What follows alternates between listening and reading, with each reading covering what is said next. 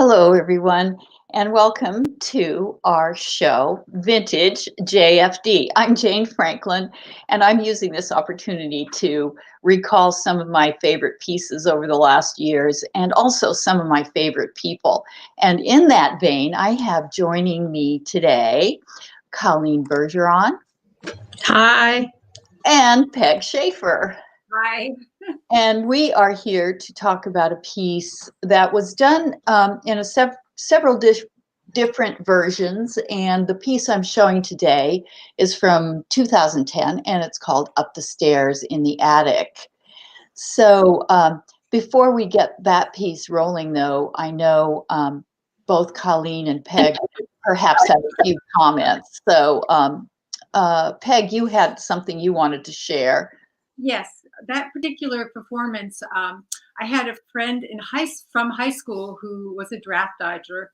He moved to Canada, but was able in 2011, 10, when this was performed, was able to come back to the States. And he gave me a call, and I said, well, I'm dancing tonight. You want to come? So he came. So at one point in the audience, when I was talking about my great-grandmother, Pierce, I realized that he was one person in the audience who knew her and had met her. And I could feel tears starting to well up. And I went, oh no, you can't start crying now. But, and I didn't, and I don't think it shows in the piece.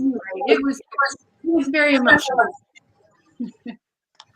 Great. Yes, those performers' experience are something really that's really unique and great to share with everyone. Colleen, did you have anything you wanted to add before we show this one? Kind of tying into what Peg was saying, as we were working with Jane as she constructed the piece, you could really feel all my fellow performers and I, our connection to the topic. We all had elderly loved ones who, if we weren't already helping them clean out the attic, we knew that that was coming soon. And you could just really feel the connection with everyone as we worked on that. And now today, as I'm cleaning out my basement this year in particular, I'm thinking ahead how much I'm helping my nieces and nephews when they down the road have to deal with my emptying my house. So anyway, lots of good feelings about this piece. Yes, and I think that also by hearing from both of you, our viewers have a good idea about the content of this piece. So let's go ahead and we'll take a look at it, and then we'll come back and we'll have a chance to talk again with both of you. Here's Up the Stairs in the Attic, and it is with live music by Washington Saxophone Quartet from a performance in 2010 at the Athenaeum in Old Town Alexandria.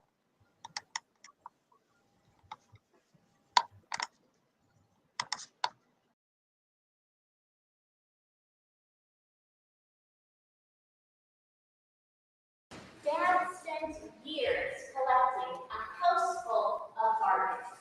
Pulp novels, each one bookmarked 20 or so pages in. Alarm clocks and bedtimes stood ready in each room, one clock showing one time sitting upon another.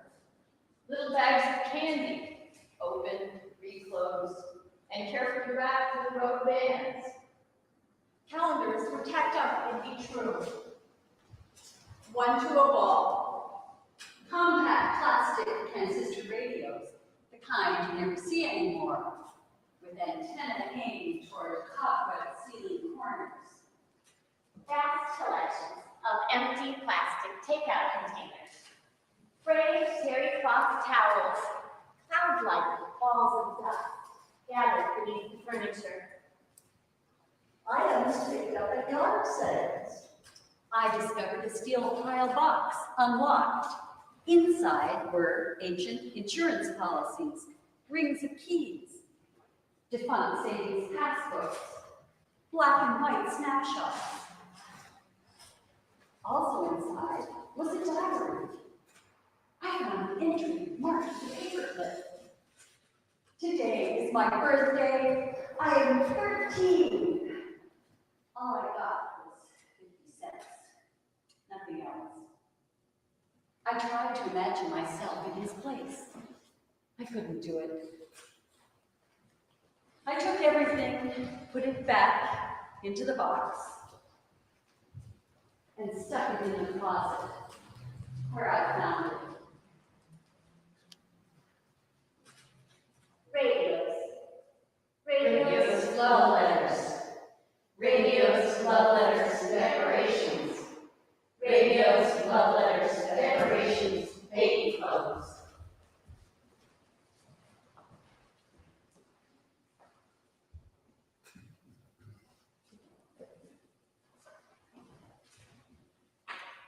Five broken radios, past person to person, down the attic stairs.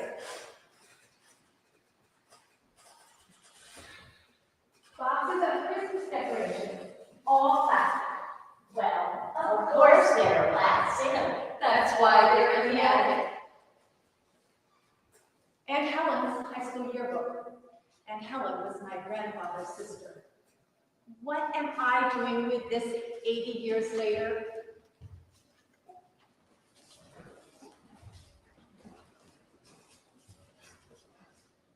Great-grandmother Pierce's daily diary. Monday, it rained. Tuesday, we made pies.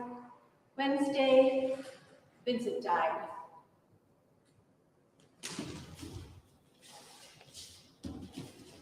Rechargeable batteries. Wind-up toy. Ace files. Pool shoes. Aluminum pot. Notebook. Compact. Mink coat. Shoulder nap. Lipstick. Goodbye. Radios, love letters, decorations, baby clothes. She didn't want to move into assisted living. She didn't know she was moving into assisted living. Packing her apartment. Pressed face powder in the enamel compact. A green satin shoulder bag. A mink coat. A tube of red lipstick. Days of glamour before I was born.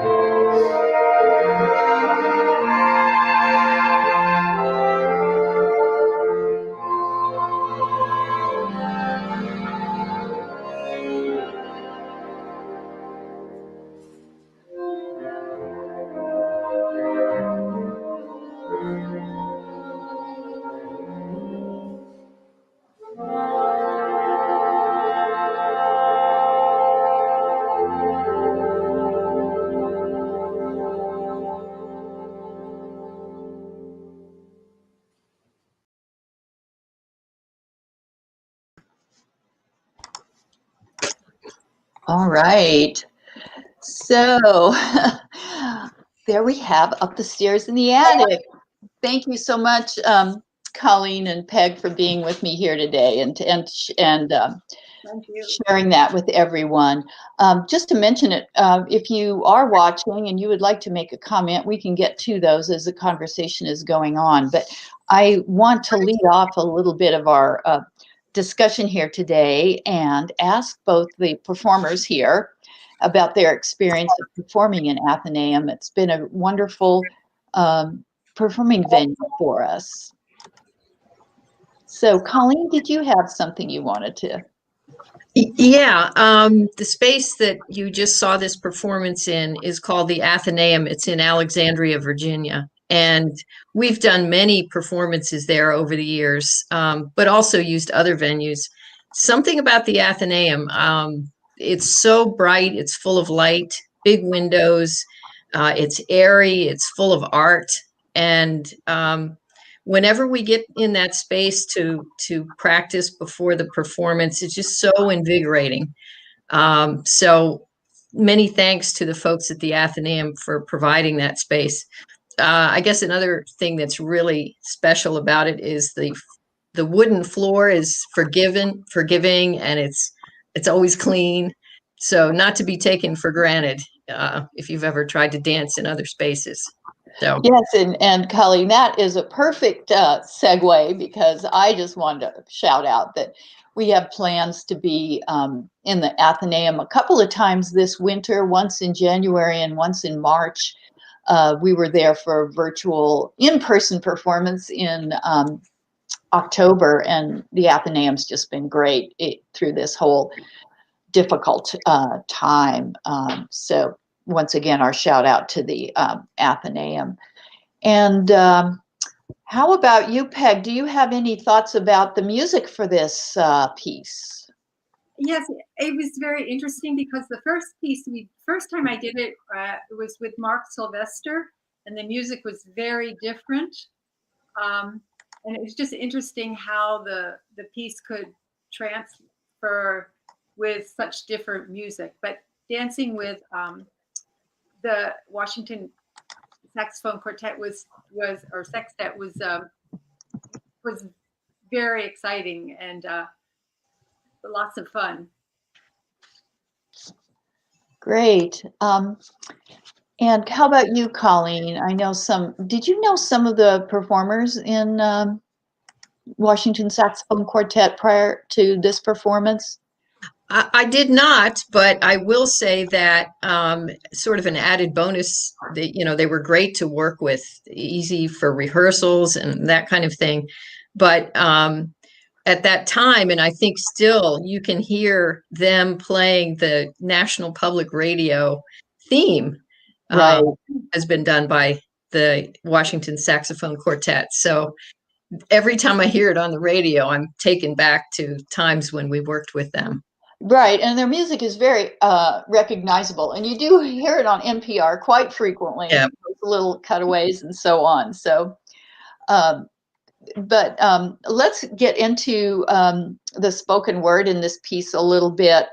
I wanted to ask you, Peg, you mentioned your story at the outset of our broadcast today, but you want to explain a little bit more how we went about putting that text together? Yes, you gave us a writing assignment. I think maybe first rehearsal. So we all wrote about our experiences, our feelings, experience. We just wrote something, and then from that, I believe we developed some phrases, and then I think maybe you chose the text that we would use, and put together the text and the phrases. I know for me, the text was I remember when my parents moved out of their house, handing radios down this attic stairway and thinking, why do they have all these radios? What are they? So it was a very real, it came from a very real experience for me. And also my great grandmother, her daily diaries. It came from my a very real experience. Great. Yeah, I definitely remember asking each of you about that experience. Colleen, do you recall any of that text belonging to you? I actually came into the organization 40 plus just after that was developed. I'd been invited to come in and started working with everyone. So this was my very first piece, I believe, with 40 plus. And so I didn't develop the text, but it was certainly very meaningful for things I was going through with my parents who were in their 80s, still living at home. And my mother and I would sit and go through books and make piles of what to get rid of. But what was interesting was having to learn to speak on stage while I was dancing. I'd had experience dancing, I had experience speaking, public speaking at work, that kind of thing. But to put the two together was a very interesting challenge. Yes, I Right. that. Right. Yeah, Peg says yes also. It was frightening. It was actually frightening for a while. Well, you both did a beautiful job of performing that work. I just wanted everyone to know that I have, in recent weeks, come across some pieces that were performed 10 or more years ago. So in the coming weeks, I'm going to feature some of those pieces from time to time on Facebook Live. Of course, you can get to them at any point. They stay up there, but I know these pieces have great value, especially to the performers who had that experience of participating in them. And I know our family and friends do as well, have some insight into that whole process. So we hope to bring you more of these in the coming weeks. And thanks again, Colleen and Peg, for joining me here today. And I just have a couple of videos to take us out about our upcoming, some upcoming shows we have done recently and how you can still find those on through our website on Vimeo on demand. And we have some winter break camps coming up. So if you have some young folks in your neighborhood who might be interested, please let them know. So thanks again, everyone, for joining us today. And we'll just take you out with some other little video.